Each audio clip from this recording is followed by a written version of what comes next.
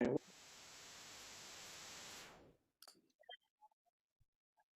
you hate that?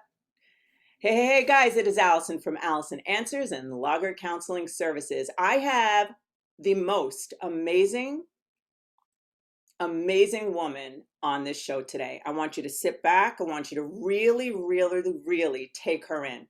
If you're going to take notes, what I want you to notice about Lauren is that Lauren has so much to offer, but she also is a uniquely authentic, down to earth woman that is relatable and is here to really share what she has to offer with you. And I'm going to tell you about her. Because there's so much great things about her, I have to read it because I don't have that great of a memory when it comes to all of these details. I could speak about her at length and about what I personally know about her, and I will. But I just want you to hear her background a little bit. She is an athlete turned mental conditioning coach, which is so badass.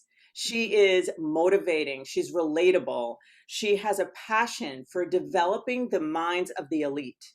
And what is so cool is that she has this developed mind herself, and she is the elite, but you never feel like she's better than you.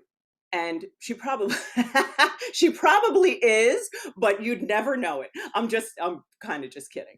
But I mean, I don't even know if I'm kidding, but I think she's better. But anyhow, okay. So Lauren trains professional athletes, military personnel, business professionals. She is seen on national speaking engagements, educational training, workshops, and she does consulting. For the past 4 years, this is what is so cool. I love this about you, that she was a mental conditioning coordinator for the New York Yankees. And she was responsible for aiding in their development of the athletes and the staff. And she did like education, and she helped them really move ahead in their development. You're going to have to explain that more.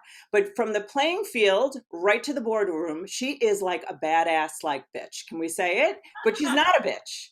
She's a badass woman who is just elegant and well-spoken and just someone who I have kind of glommed as my friend. Like, she's my friend now. She doesn't know that we're fast friends. I've made her like my BFF. We So are. yeah. So Lauren, it was my first introduction to Lauren was she was at a 365 driven event where she was speaking. And I was a participant in the event with Tony Watley.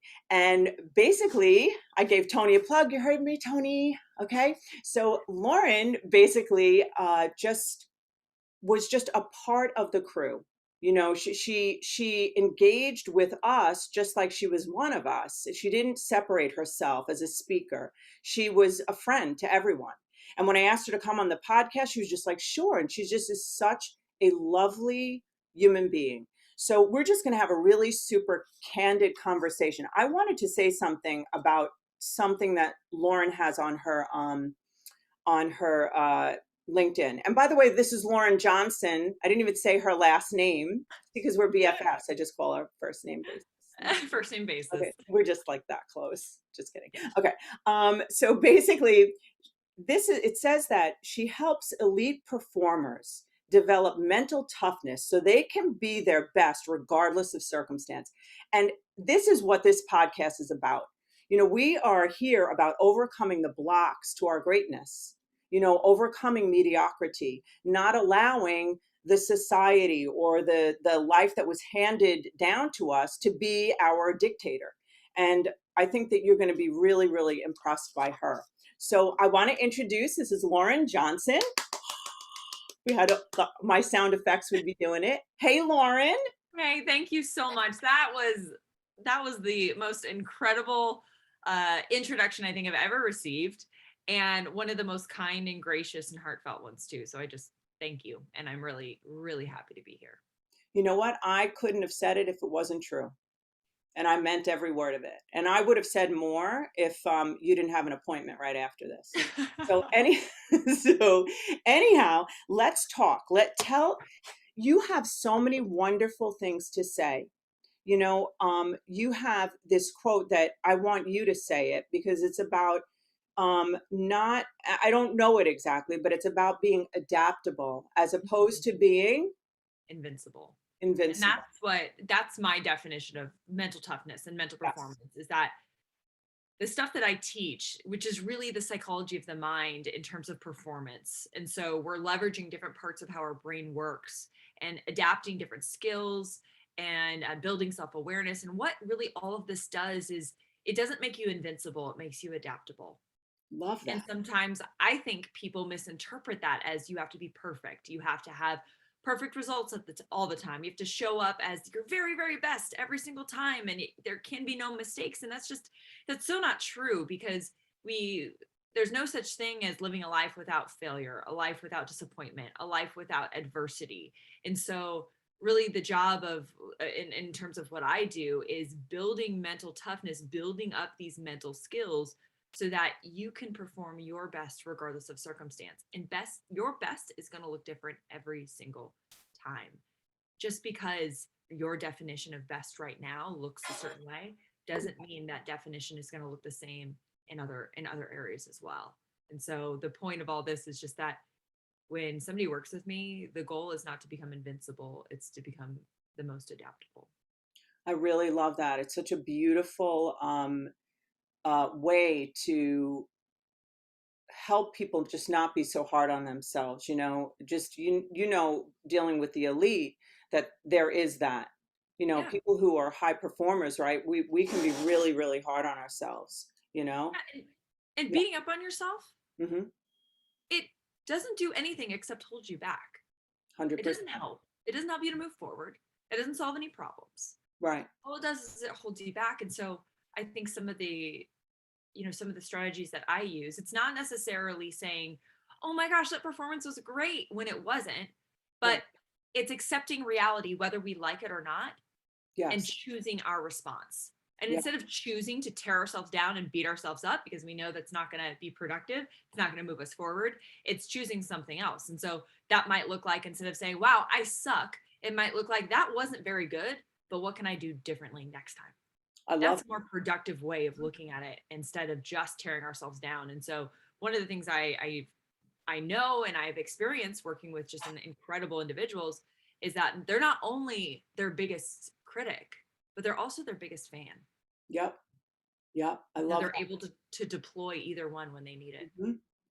Yeah, it's such an incredible I just heard someone say, it was actually Jim Rohn. I was listening to him. He's like one of my favorite mentor type. And he was saying how two people born in the same family with like a raging alcoholic father, one says, how did you end up like this? Oh, because I had this raging alcoholic father. That's one son says, and the other one is, high, really successful.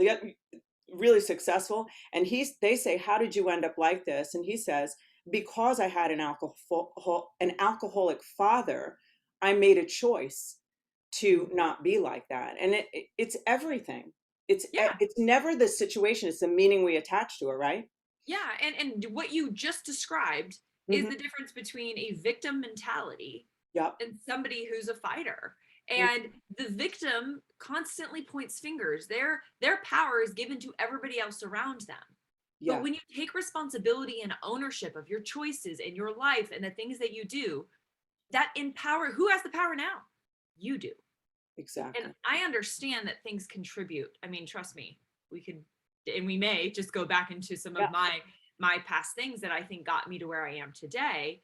But I could choose to use that as an excuse and stay where I was, or I could choose something different. And so the thing is, a lot of times nobody can ever take your choice away from you, but a lot of times it can be forgotten. It's amazing, you can give your choice away. You can hand it over to somebody else by Yep. blaming others. Yep. So you want to tell us some of your challenges that made you become this incredible woman that you are today? Because I'm sorry, I'm interrupting my question for just to say something. You have this incredible education, correct? Yeah. That true? Like, and you have incredible experience, but you and I both know that challenges are our greatest education, right? I mean, it's what we do with them, right? So, what would you like? Do you have things like you could say that you feel really made you where you know become who you are today? Yes. Do you want to tell us? For Am I those, getting too personal? no. Hmm. For those listening, if you're anything like me, you've dealt with suicide, Hmm. the suicide of your best friend. You've personally attempted suicide, and you have a broken relationship with your father. Mm. Wow. Those three things happened to me when I was a teenager. Mm. At 15, my best friend took her own life. 6 months to a year later, I attempted myself. And thank God, I had the mother that I did. Thank God. Thank God. Yes. I may not be here if it wasn't for her. And 3 months after the suicide, my father told me to never speak to him again. And I can look back on all of those things, and I can feel what it felt. I can reattach to those feelings pretty quick.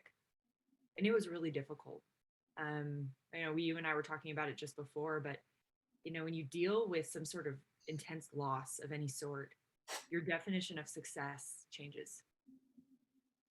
And success was no longer being successful on the soccer field or getting good grades or going out with friends. Success was getting out of bed in the morning, Yeah. showing up to school, and some weeks even showering. Yeah. So success, my definition had to shift, and I think there's a lot that it taught me. I always say, I can, when people ask me, how can you look back at those things and be so positive? I mean, the truth is that it's a choice, like we said. 100%. And I can look back at that, and I could remember all of the horrible things that were associated with all of those. But I look back at my friend's death and I say, that day I learned what really mattered in life. It's It wasn't incredible. scoring goals on the soccer field. It wasn't necessarily getting the best grades. What it was my relationships in my life. And I learned that at a very young age. You certainly did. My father telling me no longer to speak to him, it was through his poor choices. And I should say that I forgive him entirely now. Yeah. I don't agree with it, but I understand why he did that in that moment. Hmm. And that understanding gives me empathy Yes. Hmm. and allows me to forgive. And I look back at that moment, and what happened then actually teaches me what to do if I ever came across that, because I had the experience on the receiving end of it. Yes. And dealing with suicide myself Hmm. helped me to understand how it feels when you think that's your only option. 100%. And it Yeah. allows me to connect with others that may be feeling the same way. And so, while of course I think we would all go back and change things if we could, I now today can look at them and go, I'm really thankful for them, because it's turned me into the woman I am today. It's taught me so much and given me so much in return that I'm insanely thankful for each and every one of those challenges I've had to overcome. Well, I got to tell you something. You know, just in terms of what you just said, um, it is. First of all, I just want to thank you so much for your vulnerability. I mean, it's a testament to just who you are as a person, your willingness to be publicly just share your heart like that. You know, because you could really just hide behind your success Mm-hmm. and your beauty. You could do that. And I have felt that type of a challenge myself in terms of um, being someone who's successful, being someone who looks good, looks good on the outside, and has education and all these things, and then being understanding as you go through things in life the importance of being honest, that we go through these really, really tough times, and they are our greatest education. What's interesting, just to give you guys a backstory a little bit, before we were recording, I happened to notice on Lauren's on her LinkedIn, which I didn't notice before, that she had been a part of and I don't remember the name of it. Can you say what it is? Yeah, it's the Amber Craig with Hope Memorial Foundation, which is the foundation that has been created after my best friend who passed away. Yeah, so I saw that and I did not know that that was Lauren's best friend. So I just said, "Hey, I just noticed that you're a part of this foundation. Could you just explain it to me? Because September is Suicide Prevention Month." To me, that is one of the synchronicities. That's like how people end up together. Like, this was not a coincidence that we started this conversation. That was just happenstance. A second before we're going to go on, I noticed this and I'm like, "Oh, let me ask her about this." So, and then she tells me about her friend, who, not only from what you described to me, was not just your friend, your mother was best friends with her mother, and you spent all your time with her. Yeah, she was, I mean, she was my best friend. Like having a sister. She was my sister. That's the best way Yes. to describe it. And she Yes. lived 11 houses down from me. Unbelievable. And Yeah. yeah, our families were best friends. And I mean, to this day, her mom, I call her my second mom. Yep. She's, we're all family. I completely understand that because I have friends like that. So that loss is it's like a family loss. There's so much to that loss. So in our conversation now, I'm just going to say about me. I mean, most people who know me, who follow me or whatever, it ended up, people found out that my husband committed suicide. And I haven't publicly spoken about that at all. So it's just, I think that people are just wondering, like, how is she? She's doing podcasts, she's not really talking about it. We know, this woman who owns these counseling centers, her husband committed suicide, and she's really not talking about it. And this just was the catalyst for me to say, um, the value of having tragedy in your life. So Lauren said this thing. I want you to say what you said, because you said it's a club. Say what you said. It's a club you don't want to be in. What did you say? Yeah. Well, we were talking about, the thing that I loved is that you were so open and vulnerable with me about your husband. Yeah. And you followed that up with, "I'm sorry, I'm telling you this." And I said, "It's an honor Yeah. that you are willing to share this with me, because everybody that has gone through suicide or loss of some sort, it's a club you never signed up for, Hmm. but are honored to be in, because it gives you the opportunity to serve others that are going through that grief. And by you sharing that with me and allowing me to even support you in any way, it helps. Every time I'm able to do that, it heals a small piece of me as well." Hmm.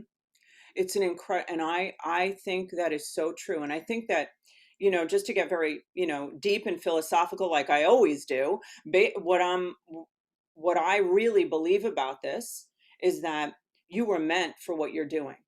Yeah. You're here on this earth to be doing what you're doing. You coach, you counsel people, you help people become the best that they ever could be. And that's what I do. So now I'm thinking, and both of us have this experience where we understand the feeling, and I've actually had it too, the feeling where there's no other choice. There are no other options but death. And if there are people out there who are listening to this, we want to touch you. We want you to know that we understand. And the thing about going through these tragedies is that people, we're not interested in being victims. Like, Mhm. that's the last thing we want to be. So to me, like, for you, Lauren, you going through that, I feel like the only way to become educated emotionally in the way that you became was to go through it. Yeah. And, like, right? And what you have to offer now is is insurmountable, because you own that land now. Do you know, I feel like in a way, like when you go, so when you go through something like that and you're in it and you're processing it, the you understand it. So then when someone comes to you, it's like you can sit in that, you can hold space in that land with them, right? Yeah, and you know what? It allows me to speak from the heart and not from the head. Yes. So well said. That's what I You love know, about you. because You do because I think that. that I think that a lot of times, we're taught a lot of things in school, Hmm. and it's important, it's valuable, but there's nothing more important and valuable than being able to speak to it from a human perspective, Hmm. from that emotional experience perspective. Now, and quite frankly, we can't always have the emotional tie in terms of like we've experienced this before, but if we can access it in something that we've experienced ourselves, it allows us to speak from a much different place and connect human to human in a different way that we couldn't if it was more of a 1+1 kind of conversation. 100%. And just even being able to, you and I having the dialogue we had before this, there's a connection that's just always going to be there. It's just like it's like it's a thing. So like no, going through what you've gone through, right, in your life, and just being this young girl and just having so much loss, and also losing your dad emotionally at that time, like how do you feel like that's helped you? Do you have any like examples of like people maybe that you help because of that? Mm-hmm.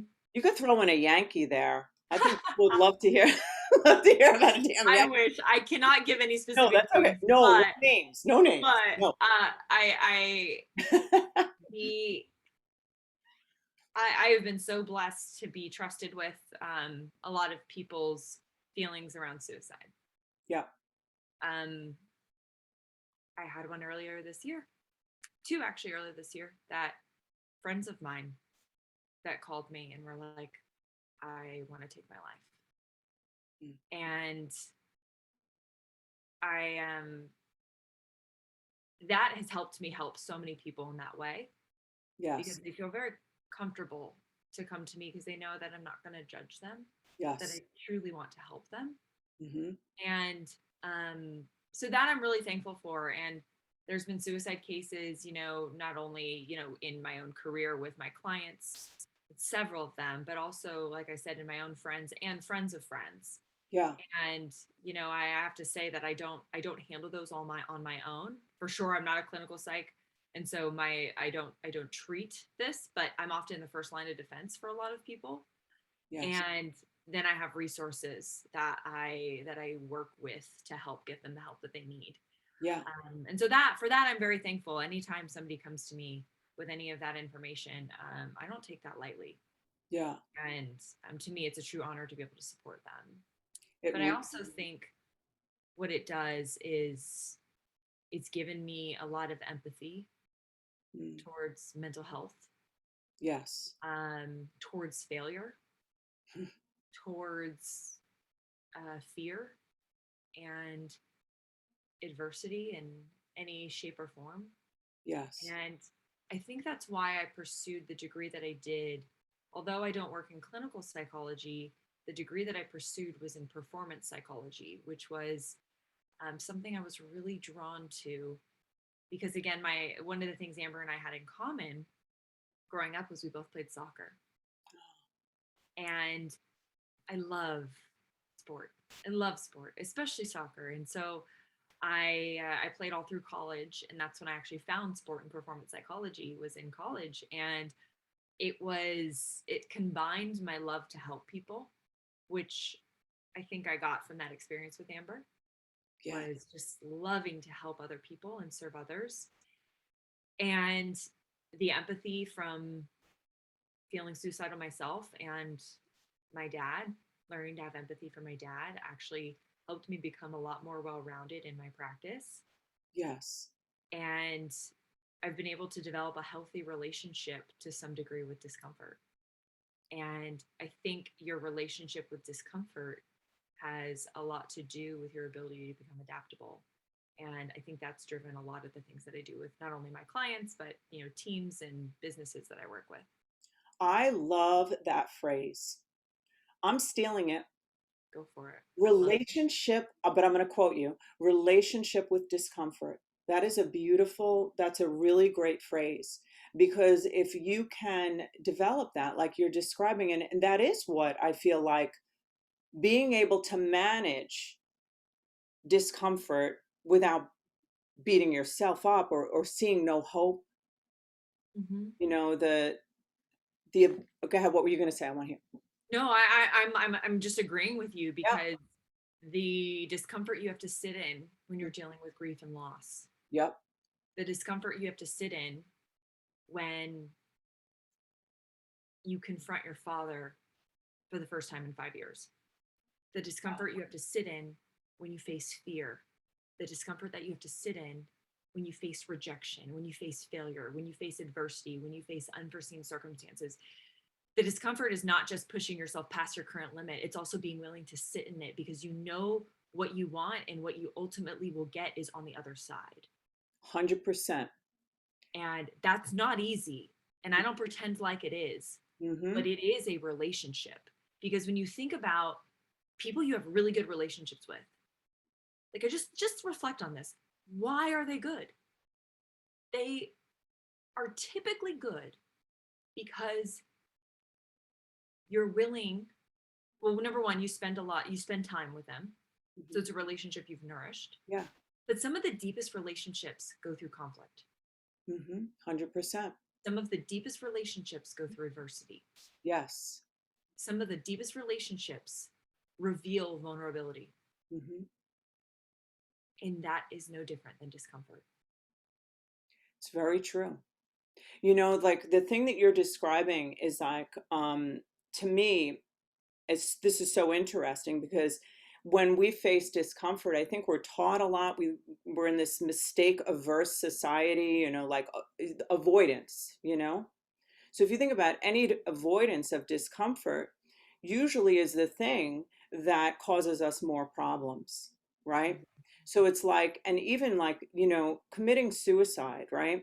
It's the, it's like the brick wall that there is no other, there's no options, right? There's nothing. So it's like, and so understanding, like I would tell my kids, you know, after my husband died, I would say, the only way out is through. And I would visualize this. It would help me because I would just see it as every day I'm just walking, you know, and I'm walking. And this right now, I'm like, let's say I'm walking through a burning building, you know, or now today I'm walking through like all this rough stuff and I just have to go slower. And then as I'm moving forward, like, you know, now this day is really smooth, you know, and then, and like I've said, the only way out is through, guys, you know. And you know, as I said to you, you know, before this recording, I was saying that I made a decision like day 3 because it was like a survival skill for me, almost like no matter what, I'm going to gain more than I lost. And I think that, you know, whether it's a conscious decision or not, I think that that's what you're doing and have done. Because the gain also is, you know, people can hear that as, actually someone misinterpreted me in that, almost like I didn't care. And I mean, that's the farthest thing from it. The loss is a mountain, but it's just every day I'm going to gain, I'm going to gain, I'm going to gain. And the gain also, like, is what you're saying, like the honor of being able to put your hand out and someone's not going to die today because you looked at them and you understood. I mean, that to me, if 3 people are saved, one person, I mean, that's an unbelievable gain, right? It, there's no words to describe it. Exactly. Exactly. So it's like when you like when we're going over this, like, did you, I'm well, obviously neither one of us expected this No. conversation. We were like, we're badass bitches. We're gonna show them about motivation. I'm like, I'm not showing any of my cards today. I'm gonna be just like, you're right. And now we're just doing this. But But don't you think that how important this is? so important. Because you can't have the motivation, the drive, and all those things without this. This is None the of it. foundation of it all, Yes, is the reality of what you're going through. And the reality is, some days it ain't going to be good, some exactly. days it's going to be horrible. And so I am so thankful that we had that conversation before because I think that this talk is better for it. It is. And let me ask you a question. Just being who you are, doing what you do, how many people put you on a pedestal? A lot, a lot. Exactly. Yeah. Me too. Uh-huh. They think we had this great life. Yep. And I do want to mention that part of it, and it's something I'm owning, is that I don't always share. And so it's sometimes it's not to the fault of anybody else except myself for Yes. only sharing the pieces I choose to. Okay. So here we go, girl. All right. So I'm as guilty as the day is long with that because, and like I had said, I'm writing this book. The was completed, and I knew that God was showing me, Allison, you have not shared your true talent, and your true talent is your suffering, is the education you had in the street and in the suffering and whatever. So now it was a dividing line for me that I knew that it was time to do that. So for you, I feel like this is like a very important thing for our whole career, for the people who follow us, Yeah. because now what we're saying it doesn't matter what you are going through. It doesn't matter how bad things are in your life, that it's the meaning you attach to it. It's and to take harness that power of pain. Pain is unbelievable if you utilize it properly. Yeah. And I go ahead. I'm sorry. no no no no no. I think there's a lag, by the way, so I'm sorry, but No, yeah. no, I entirely agree with what you just said because uh it's just a really important piece. And I think that, like I said, in that ownership of what I choose to share, I have my power. Yes. And And vulnerability is power. it Is is power. Yeah, it is power. Now, there's a difference, though, between bleeding on people. You know what I mean? Like, there's a yeah, difference. yeah, And so I think that sometimes vulnerability can be taken and ran with. Um, and I love vulnerability and there's a power in it, but there's also a difference between being vulnerable and bleeding on everybody. And I do think that I don't show as much and reveal as much, and it's a blind spot of mine that I've been made aware of lately, and which is why I'm being more open about my father, yeah, who I love very much and have entirely forgiven. And I know if that he could go back, he would change every bit of it. yes, yes, But it's part of both of our stories and part of both of our growth. yeah.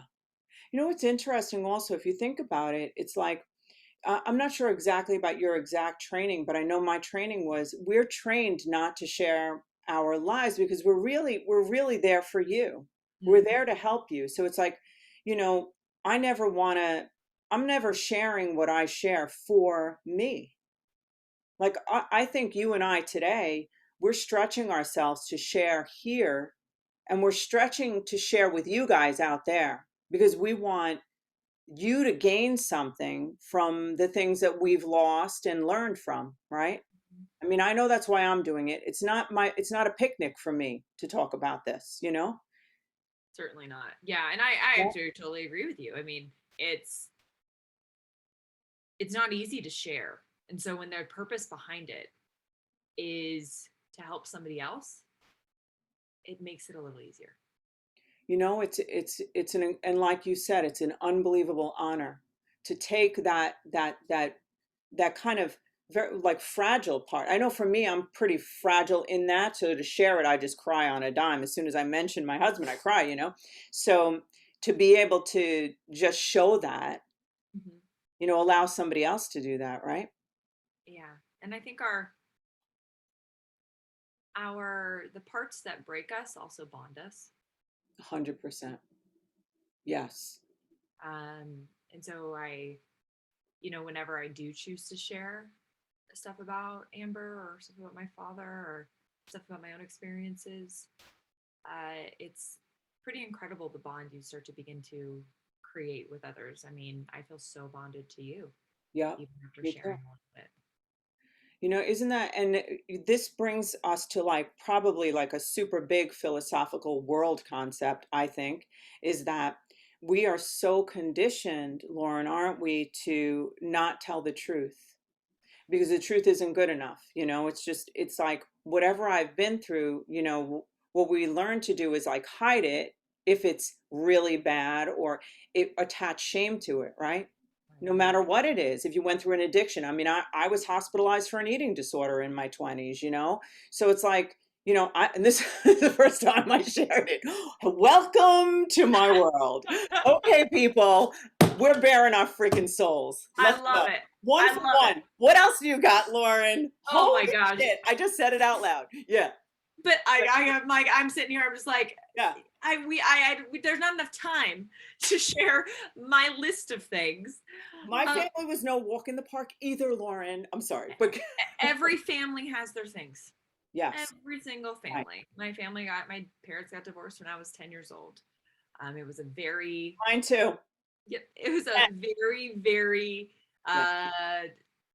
what's the word? Chaotic environment to grow up in, except it felt normal to me. Yes, exactly. The abnormal becomes normal, doesn't it? Yeah, it became my new normal, and it showed up in my early on relationships that was normal. So I gravitated towards it. Yes, So yeah, I definitely, we all have our stuff. 100%. And that's the gift here. So now look, you see how much more, like we're conditioned in the field that we're in to not share that because then it's about us. But now how many more women, like you just told my story, the exact story. So this is not a coincidence. I mean, this is obvious to me. So it's like the same life basically. So now, like how many more women or people can come to you, right? Mhm. Like I feel so much more comfortable with you. If you were just on here like, yeah, I was on the working with the Yankees, and I tell everybody I'm like this and you seem like that, perfect, right? Do I've you know that? I've heard that and I hate it. I do too. I've had people say that, and again, that's why I'm taking ownership for what I'm choosing to share, because if that's the feeling I give off, it's not. Yeah. It's so far from the truth. Lauren, I had a client say to me, I'm telling them how great they can be and what their options, you have so many options. And they said, I'm not you, Allison. And I felt like it was like a knife.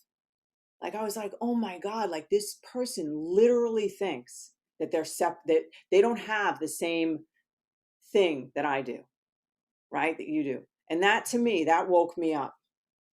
It's Mhm. like that this can't continue, right? It's been magnified by the social media world. Oh yeah. It's been 100%. magnified by social Yeah. media for sure. Yeah. And let me ask you, so now, like with all of this, I want the people here to hear now we know the source, right? The source of your greatness. And because we're talking about our difficulties and the let me back up because I want to just say something quick. I really think that we are so taught to think of difficulties and discomfort, like you described, as something to avoid and they're bad things and all this stuff, right? So now the meaning attached to these dark times, right? As soon as my husband did what he did and I got the phone call, that second, I mean, agonizing pain, right? The first thing I swear to you, I thought how is this happening for me? Like I'm so conditioned to think like that because it's like what the alternative is just horrifying because then you're just gone. But to me, it's like if we have a worldview, because you're a mindset coach, Mhm. so what we're giving back, what you're giving is the mindset of now how would you put it? You know what I'm Yeah, talking about, right? The mindset, no matter what comes your way, yeah, what's the mindset, right? exactly. And I should say that, man, I think that you definitely have been, you do this for a living. Hmm. And so I think, and I do this for a living, Yes, and I think that for us, it's probably a lot easier for us to access those tools really early on in grief or in trauma or in difficult situations. it's true. And so I think for a lot of people, it may not be that easy, but the only reason why it's not is because it hasn't been exercised. And so if you think of your ability to have a choose a perspective or choose a response, the only reason why you haven't chosen that before is because you haven't exercised that choice before. I love that. But Yeah. you have exercised Hmm. avoidance, or you have exercised other things. And while other things maybe aren't horrible, I mean, when you're going through grief, there's nothing bad about leaning into those feelings and Yeah. feeling that, and feeling like this is horrible. Like, I don't even know what to do. But there comes a point when we get to make a choice on how we're going to, what meaning we're going to attach to it. Hmm. And the thing that's really interesting is that the world actually doesn't come with meaning. Like, if you look at everything, like this coffee cup is I just a love cup. it. Yes. These glasses are just glasses. Hmm. This pen is just a pen. A hug is just a hug. Yep. That's the beauty of what humans add to the world, is we attach meaning to them. Yes. That hug means something to us. Hmm. A certain coffee cup may mean something to you. Yes. But as the world, they show up as just facts of things, not meaning. And the really cool piece is we can learn to attach different meanings, because when you change the meaning, you change your experience. Love that so much. So when I look at some of these situations I've been through, I've been able to attach a meaning that has changed my experience with them. And let's even step back for a second and say it's not these big traumatic events, because we've been through a lot of these. But for some people, even just the meaning of what it means to show up and have and make a mistake. Hmm. The meaning for me when I make a mistake is that I have this theory that if you're constantly making the same mistake, you're not learning. Hmm. But if you never make a new mistake, you're not growing. And so when I'm making a mistake, I go, well, is this something I've done time and time again? Okay, what do I need to learn so I don't make this again? Or, oh, am I making a new mistake? That's progress in disguise. And Love, so when you love attach these different meanings, you change your experience with them. Where when I was younger, I thought I needed to be perfect. So when I make a mistake, it was a hit to my identity. It was a hit to my ego. It was a hit to every part of my being. And I would suffer in that. My experience was suffering. Yes. Yes.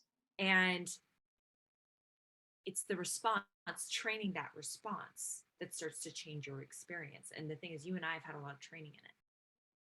I so love what you just said. And I'm because what you did just there is you shifted me out of sharing something about myself that would be very hard for someone else to do. And Mm-hmm. I'm so grateful that you saw that. That's a gift that you have, because you're able to remember the person, who hasn't had our experience. And Mm-hmm. that is incredible. What you just did, I'm very grateful for. And I'm going to get better at that, because that's, share, like, we have so much experience in just training ourselves in this. We're And all guilty of it. yeah, Because I've been there before, where I sometimes I forget that, oh, they don't know what I know. yes, And so I have to re-explain, and I'm like, oh man, I just ruined that opportunity because I expected them to know this. yes. Where Mhm. and so yeah, and so I we're all guilty of it. I'm totally like big time guilty of it, because and it's like, really think about where we were, Yeah. right? Because it wasn't always like that, right? You can No, go back to a time God, where no. no Holy way in crap, hell no. you could have it probably. And here's what I like to, the way I like to map it out is that your first time doing it may take 6 months. Yes. Yes. And like the way that I describe it to, like, my pitchers when I was at the Yankees, is Mhm. that if they made a mistake on the mound, some of them had a really hard time not carrying it into the next inning.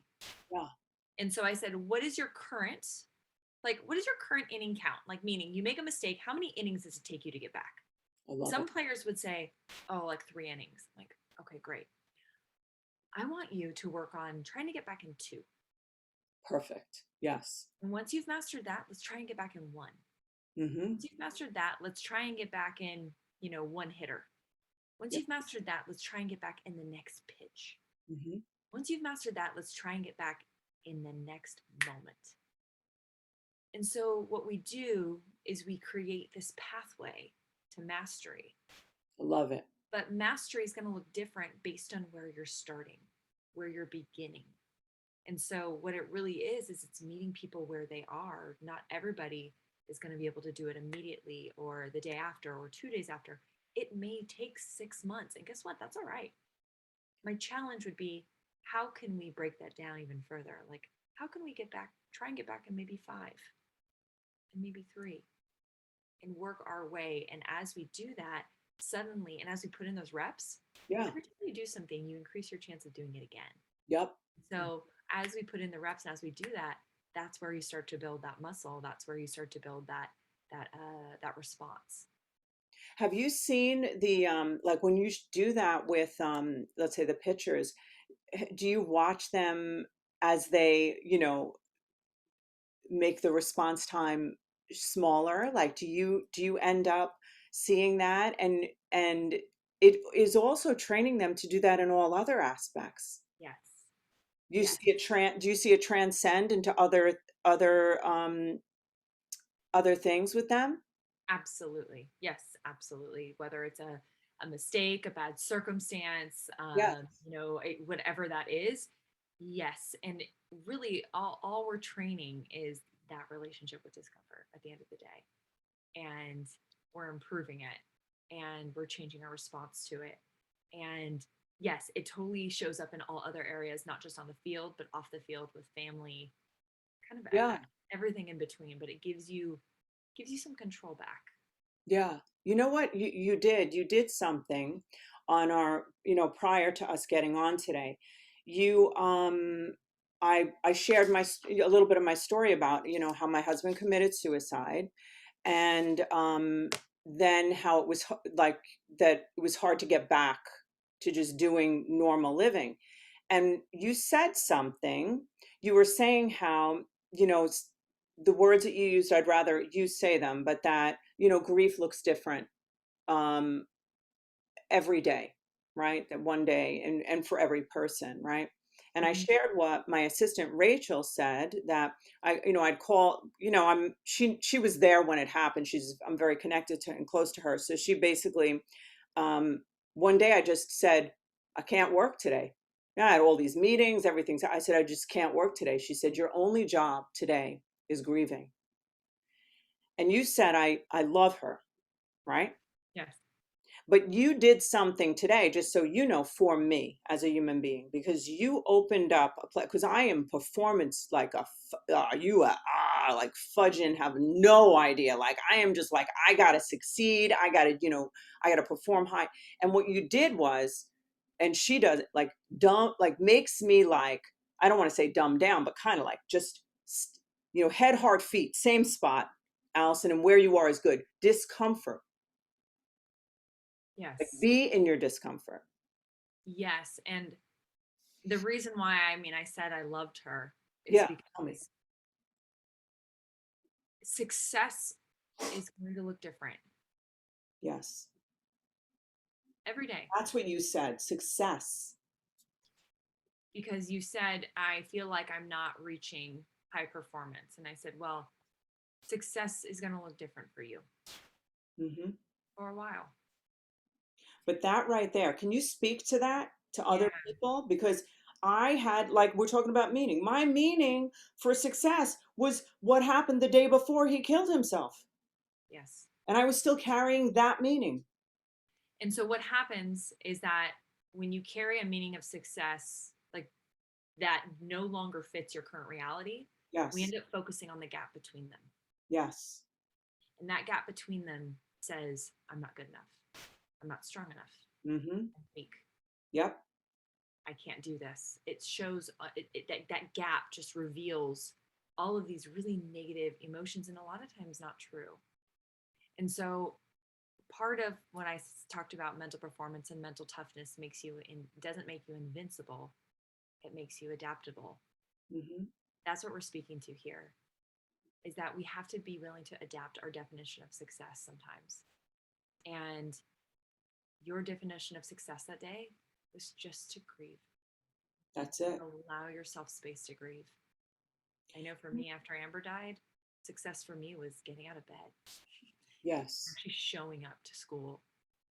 And Yes. so we have to be adaptable if we're going to continue, because focusing on that gap between, does that make you want to take action, or does that make you want to, like, what is the result of it? Does that make you beat yourself up? Like, what are the things that resulted for it when you focus on that gap? Yeah, 100%. Like, everything that's wrong with me. Why am I like this? How did this happen to me? I'm a victim. That is what happens, right? When you do that, you know? And when you switch that and say, your definition of success today is this, what does that give you instead? Well, first of all, it gives you freedom, and the other thing is that, it's the acceptance. And I really do believe right now, Lauren, and I know we're going to have to close because Lauren has a meeting, but so do I. So basically, I was going to blame you and make Yeah, myself look good.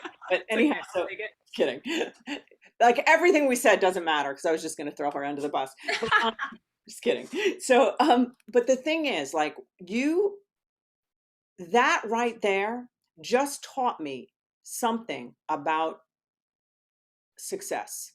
See, as you are like a mindset coach. You're this performance, but what you've just done in this time, even though this is not like a counseling session, but I'm utilizing it as it is because it's working for me.